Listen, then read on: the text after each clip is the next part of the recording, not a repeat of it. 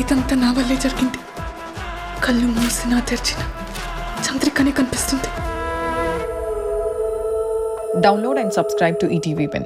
ఇవే ఇవే జీవన తరంగాలు, ఇవే ఇవే జీవన తరంగాలు, జీవన తరంగాలు.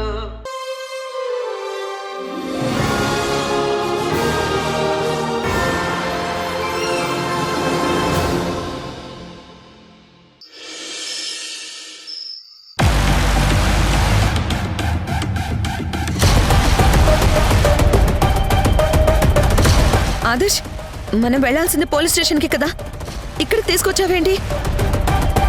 నన్ను చీట్ చేయాలని చూస్తున్నావు. తేడా వస్తే నేను ఎంతకైనా తెగిస్తానని చెప్పాను కదా, గుర్తుందా? హలో లెక్చరర్, టెన్షన్ పడకు. నువ్వు భయపడుతున్నట్టుగా ఏది జరగదు. నేను మాట తప్పను. అలాగే నువ్వు కూడా నాకు ఇచ్చిన మాట తప్పకు. ఆల్రెడీ చెప్పాను కదా, అక్కడ మా నాన్న నా కోసం ఎదురు చూస్తూ ఉంటారు. హెల్ప్ చేస్తానని చెప్పి ఇలాంటి లోన్లీ ప్లేస్కి తీసుకొస్తే నేనేమనుకోవాలి చెప్పు? మీ నాన్న కావాలంటే సైలెంట్గా ఉండు. ఆదర్శ్, నువ్వు నన్ను రాంగ్ ఇంటెన్షన్తో ఇక్కడ తీసుకొచ్చావు కదా. గొర్రె కస ఇవన్నీ నమ్మినట్టు నేను నిన్ను నమ్మి ఇక్కడికి రావడం నాదే తప్పు. నేను వెళ్ళి నా ప్రయత్నాలు ఏవో నేను చేసుకుంటాను.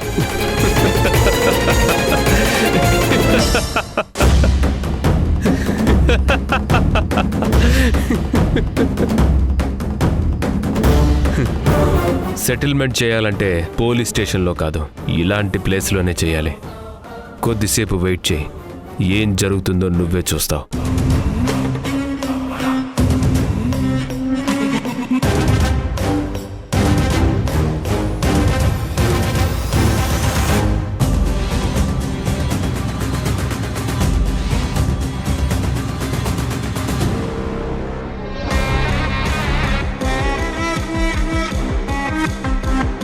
వీళ్ళు ఇక్కడికి వచ్చారేంటి?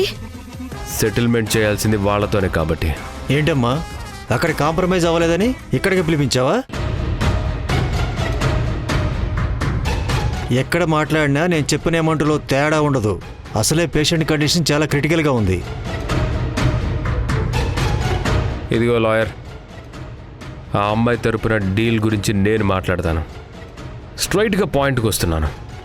కాంప్రమైజ్ అవుదాం, కేసు క్లోజ్ చేసేయండి. పోలీస్ స్టేషన్లో నేను నీతో ఏం చెప్పాను? 5 lakhs తక్కువైతే ఒప్పుకోనని చెప్పాను కదా.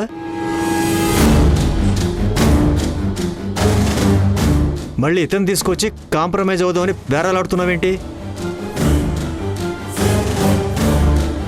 కొంచెం కూడా తెలియనట్లేదు. ఇలాగే లేట్ చేస్తే మీ నాన్న సెంట్రల్ జైల్లో కూర్చుంటాడు. చూడండి, మీరు అన్నట్టు కాంప్రమైజ్ అవ్వడం కష్టం. అవతల పేషెంట్ హాస్పిటల్లో కోమాలో ఉన్నాడు. ఒకవేళ పేషెంట్ చనిపోతే కేసు స్టీల్ కన్నా స్ట్రాంగ్ అవుతుంది.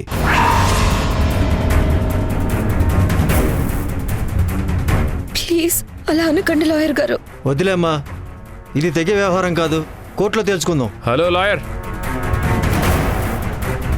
నా గురించి నీకు తెలిసింది తక్కువ, తెలియంది ఎక్కువలా ఉంది. ఈ సిటీలో ఏ ఎమ్మెల్యేకైనా పెద్ద పెద్ద కాంట్రాక్టర్స్కైనా ఫైనాన్స్ ఇచ్చే కెపాసిటీ నాది. అలాంటిది నువ్వు నా మాట కాదని వెళ్తున్నావు. ఏంటి బెదిరిస్తున్నారా? ఇలాంటి వాళ్ళను చాలామందిని చూశాను. ఏంటి మీరు చూసింది? లా గురించి మీకే కాదు, నాకు కూడా బాగా తెలుసు. సినిమా డైలాగులు చెప్తే సైలెంట్ అవుతాను అనుకున్నారా?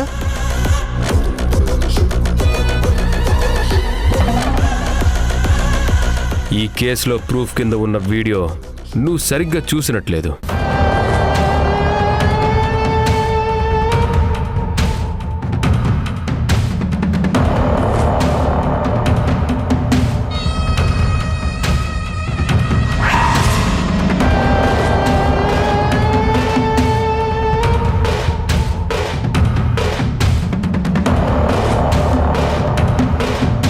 వీడు పెద్ద ముదురులా ఉన్నాడు. కరెక్ట్గా లా పాయింట్లు మాట్లాడుతున్నాడు. అయినా సరే తగ్గకూడదు. సరే సరే, డీటెయిల్స్ వద్దు. 10 లక్షలు ఇచ్చి కాంప్రమైజ్ అవ్వండి. 10 లక్షలా? అదేంటండి, మీరు 5 లక్షలని చెప్పి ఇప్పుడు 10 లక్షలు అంటున్నారేంటి? అది నీతో మాట్లాడినప్పుడు రేటు. అప్పటికి ఇంకా పేషెంట్ కోమాలోకి వెళ్ళలేదమ్మా. ఇప్పుడు కోమాలోకి వెళ్ళిపోయాడు, అందుకే 10 లక్షలు అంటున్నా.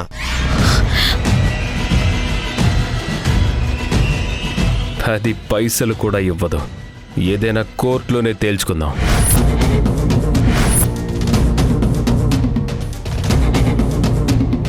నాకు కూడా పెద్ద పెద్ద లాయర్స్ తెలుసు. ఈ కేసు నుంచి ఎలా బయటపడాలో నా దగ్గర ఆల్రెడీ ఇన్ఫర్మేషన్ మొత్తం ఉంది. యాక్సిడెంట్ అయిన పేషెంట్కి ఇన్సూరెన్స్ కంపెనీ నుంచి క్లెయిమ్ అయ్యేలా చేస్తా. అప్పుడు పేషెంట్కి న్యాయం జరుగుతుంది. ఇక నీ అవసరమే ఉండదు. కేసు కూడా కొట్టేస్తారు.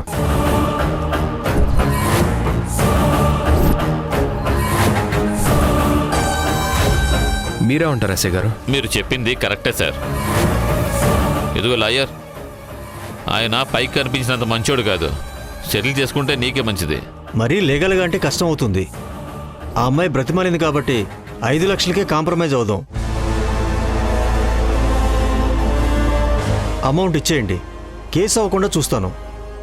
మొదట్లో నువ్వు చాలా స్ట్రాంగ్ అనుకున్నాను.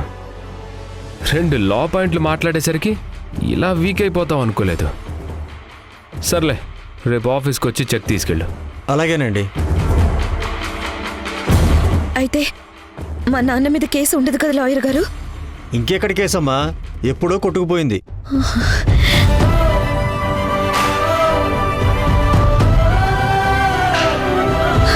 ఎస్ఐ గారు, కేసు లేదని చెప్పారు కదా, మా నాన్నని అర్జెంటుగా రిలీజ్ చేయండి. కంగారు పడకమ్మా, మీ నాన్న ఇక్కడే ఉన్నాడు. ఏరి కానిస్టేబుల్,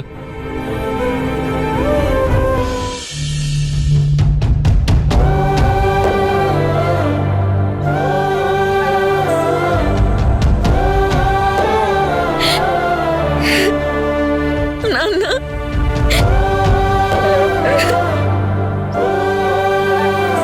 నాన్న, ఊరుకోమ్మా, ఊరుకో.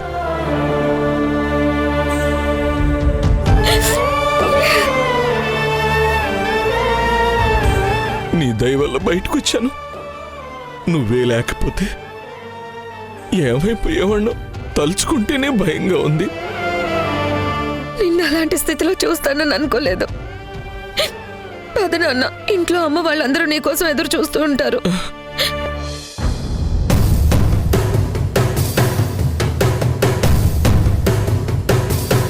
ఈ రాక్షసుడు ఇక్కడున్నాడేంటమ్మా? పద నాన్న, అవన్నీ తర్వాత చెప్తాను. పదండి.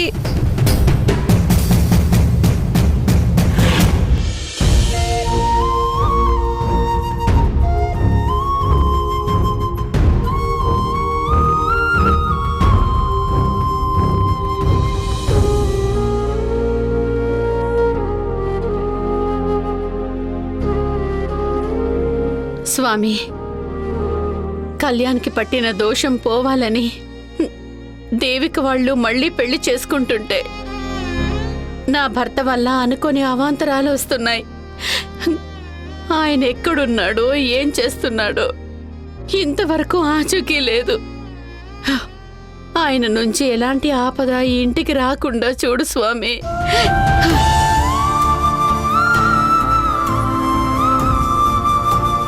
అమ్మా ధరణి, బాధపడకమ్మా. ఎక్కడైనా తన స్నేహితులు కలిసుంటే ఆగుంటాడేమో అని నాకు అనిపిస్తుంది. అయినా కీర్తి తీసుకురావడానికి వెళ్ళింది కదా, తప్పకుండా తీసుకొస్తుందిలే. అది కాదమ్మా, ఒకవేళ మందు తాగున్నా సరే ఈ పాటికి ఇంటికొచ్చేసేవారు. ఏ రోజు కూడా ఇంత ఆలస్యం చేయలేదు. పైగా ఇంట్లో పెళ్ళుందని తెలిసి కూడా ఇంకా రాలేదు అంటే ఏదైనా జరగరాంది జరిగుంటుందో ఏమోనని నాకు భయంగా ఉందమ్మా. చచ్చా, అలాగేమీ జరిగి ఉండదులే. అనవసరంగా కంగారు పడకు. ఉదయం నుంచి కుడికన్నా అదురుతూనే ఉందమ్మా. పదే పదే నా మనసు కీడు శంకిస్తూనే ఉంది. ఇలాంటి పరిస్థితుల్లో స్థిమితంగా ఎలా ఉండమంటావమ్మా? ఇలాంటి లేనిపోని భయాలు పెట్టుకుని కుంగిపోవద్దు ధరణి. దేవిక పెళ్లి సజావుగా జరిగేలా చూడ్డం మన బాధ్యత. నువ్విలా కుదేలైపోతే ఎలా? ఊరుకోమ్మా.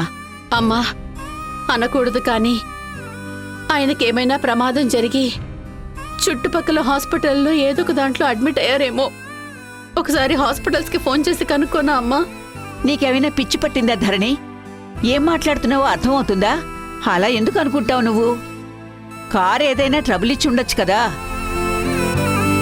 ఇలాంటి సమయంలోనే మనసుని దృఢంగా ఉంచుకోవాలి.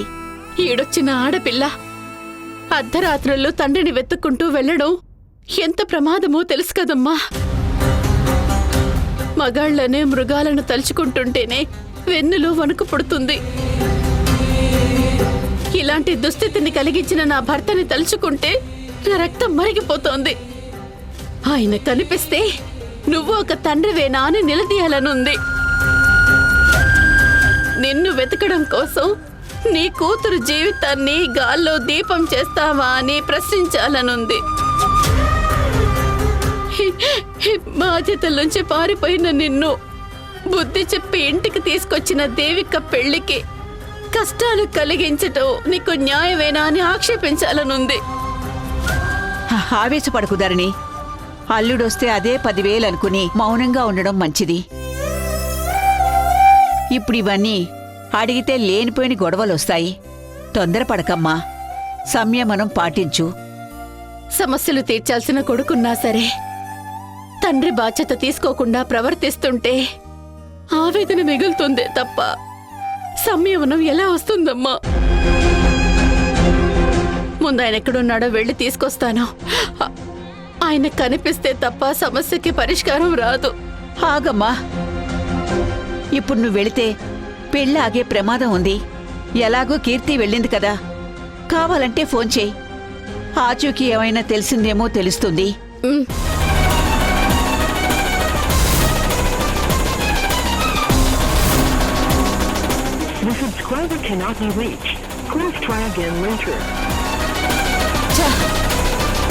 ఈ కాలు కలవట్లేదు. వచ్చిన బంధువులు మీ ఆయన ఎక్కడని అడిగితే సమాధానం చెప్పలేక ప్రాణం నలిగిపోతుంది. ఏం చేస్తాం? ఒక పక్కేమో అరిష్టాలు అపశకునాలు అని దేవిక భయపడిపోతుంది. ఇంకో పక్కేమో మీ ఆయన గురించి తెలియలేదు. ఒకవేళ పెళ్లి ఆగిపోతే దేవిక మానసికంగా ఇంకా కృంగిపోతుందన్న భయం నాకింకా పెరిగిపోతుంది. ఏమవుతుందో ఏంటో.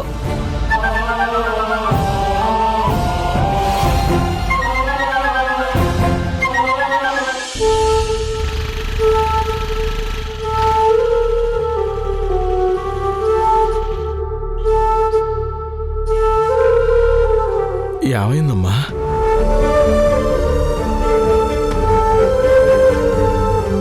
ఏమైందమ్మా? ఎందుకు ఇక్కడ ఆపావు? మిమ్మల్ని ఇలా చూస్తుంటే చాలా బాధగా ఉంది నాన్న. మీరు మంచి మనిషిగా మారాక కూడా కష్టాలు అనుభవించాల్సి వస్తుంది. మీరెంత దురదృష్టవంతులు నాన్న.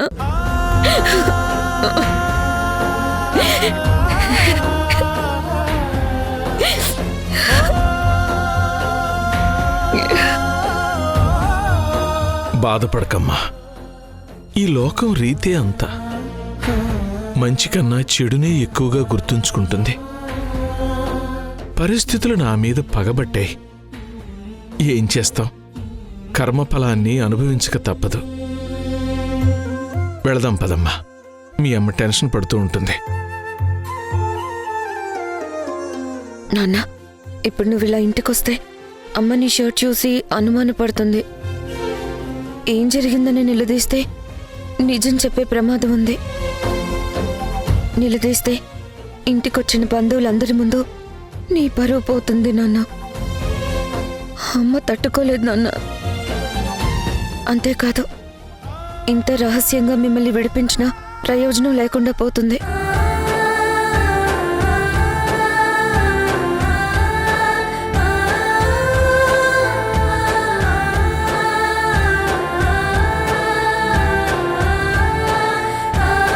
ఏంటమ్మా ఇది? నాన్న, ఈ మరకలు కనిపించకుండా ఇవి వేసుకోండి. అయినా నన్ను ఏ మొహం పెట్టుకుని ఇంట్లోకి రమ్మంటావమ్మా? ఈ పాపిష్టి మొహాన్ని ఇంట్లో వాళ్లకు చూపించే అవసరం ఏముంది చెప్పు? వాళ్ళకి క్షోభ కలిగించడం తప్ప.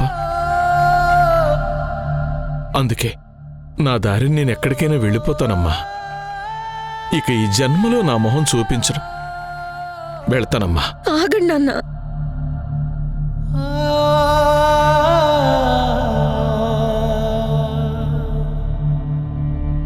తప్పులు చేయడం మానవ నైజం. పైన నా దేవుళ్లే తప్పులు చేశారని మనం పురాణాల్లో చదువుకున్నాం. వాళ్లే కాకుండా సమాజంలో గొప్ప పేరు ప్రఖ్యాతులు ఉన్న మహానుభావులు కూడా ఏదో ఒక తప్పు చేసిన వాళ్లే. ఆ వాస్తవం మర్చిపోయారా? మర్చిపోలేదమ్మా. ఇక తప్పులు చేయనని ఇంట్లో వాళ్ళకి మాటిచ్చాను. కానీ నా కర్మ కొద్దీ మాట తప్పాల్సొచ్చింది. మాట తప్పి వాళ్లకు ఎదురు పట్టానికి నాకు ధైర్యం చాలటం లేదు. అందుకే ఇక నుంచి నా వల్ల మీరెవ్వరూ అవమానాల పాలు కాకుండా ఉండాలన్నదే నా ఆశ. ఇంతవరకు మీరు నా వల్ల పడ్డ కష్టాలు చాలు.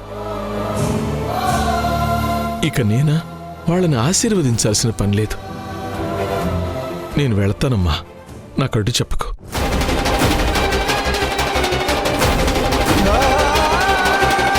మీరిలా వెళ్ళడానికేనా నిన్న ఆత్మాభిమానాన్ని చంపుకొని అడ్డమైన వాళ్ళ కాళ్ళ మీద పడి మిమ్మల్ని బయటకు తీసుకొచ్చింది? ఎవరికి తల ఉంచండి. నేను మీకోసం పరాయి వాళ్ళ ముందు తలొంచి సహాయం చేయమని అడిగింది ఇందుకేనా నాన్న? ఇంటి పరువు పోయిందని, మా అమ్మ బాధపడకూడదని, మా నాన్న ఇంటికి రావాలని వేడుకుంది ఇందుకేనా?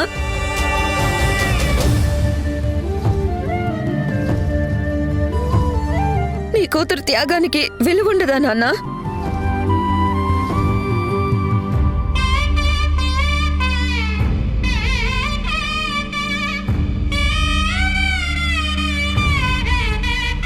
అమ్మ కీర్తి, నేను దేవిక వాళ్ళ పెళ్లికొచ్చి వాళ్ళకి సంతోషం లేకుండా చేయలేను. అర్థం చేసుకోమ్మా. మీరిప్పుడు ఇంటికి రాలేదంటే నేను చచ్చినంత. అమ్మా, నా చిన్ని పాదం నీ గుండె పైన ఆటాడుతుంటే నువ్వు మోసావు నాన్న. నీలోని ప్రాణం నాలోన దాచి నిన్నే నాలో చూసావు నాన్న.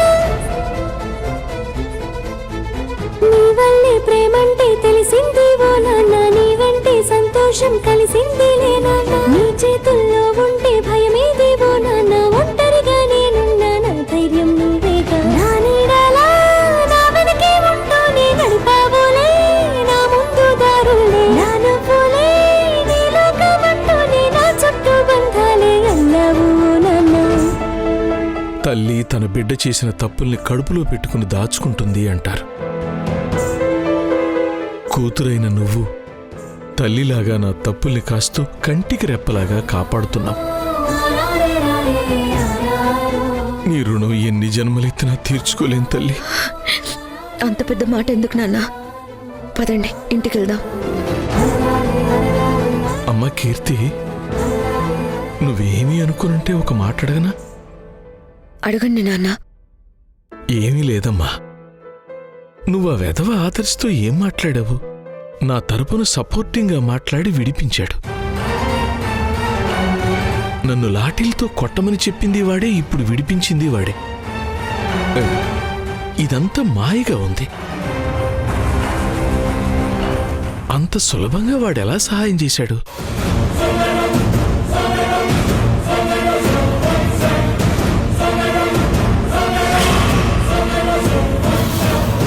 నేను నిన్నెప్పుడు ఎక్కడికి పిలిచినా నిమిషాల్లో నువ్వు అక్కడ వాలిపోవాలి.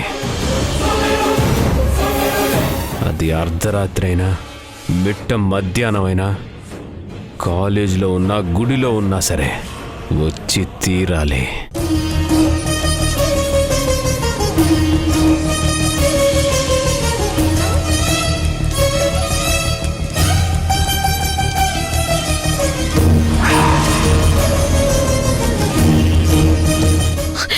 ఇప్పుడు డీటెయిల్స్ అన్ని చెప్పుకుంటూ ఉంటే తెల్లారిపోతుంది. మీకు చెప్తాను కదా, ముందు పదండి ఇంటికి వెళ్దాం.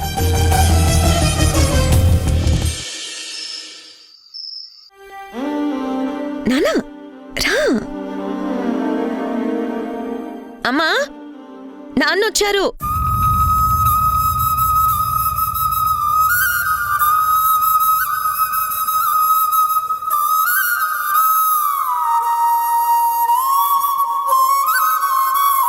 మీకు కొంచెమైనా బుద్ధుందా? మీరసలు మనిషేనా?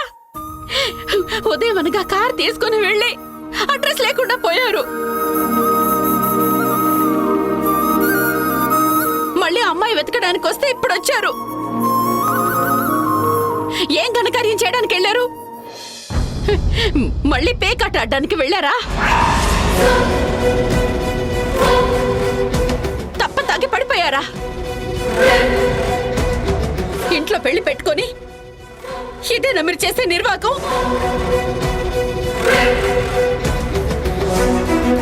అక్క, బావగారిని ఏమనుకో.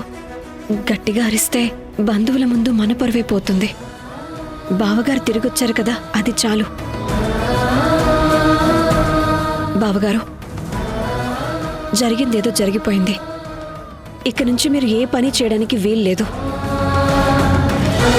ఇల్లు విడిచి గడప దాటడానికి నేను అస్సలు ఒప్పుకోను. ఏ పని చేయకుండా రిలాక్స్డ్గా ఇంట్లో కూర్చోండి. అది మీరు మాకు చేసే గొప్ప మేలు. మీకేదైనా కావాలంటే నన్ను అడగండి, అన్నీ మీకు అరేంజ్ చేస్తాను. క్షమించు దేవిక, నీకు మంచి చేయాలనుకున్నాను, అదే పాపం అయింది. నా వల్ల అన్యాయంగా ఒక అమాయకుడు హాస్పిటల్ పాలయ్యాడు. నేను జైలు దాకా వెళ్ళొచ్చాను.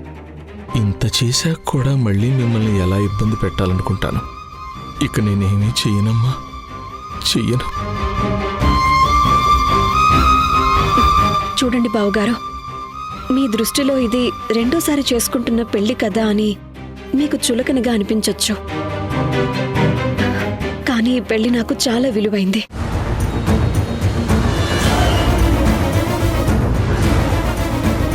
కళ్యాణికి గండాలు పోయి నాకు దూరం అవ్వకుండా ఉండడానికే ఈ ప్రయత్నం.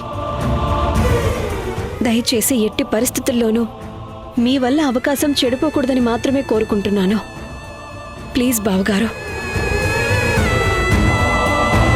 పాపం నాన్న, మంచి చేయాలనుకున్నా అందరి ముందు అవమాన పాలవుతున్నారు. మా నాన్న ఈ జన్మలో ఏ పాపం చేసుకున్నారో ఈ జన్మలో ఇంత నరకం అనుభవిస్తున్నారు.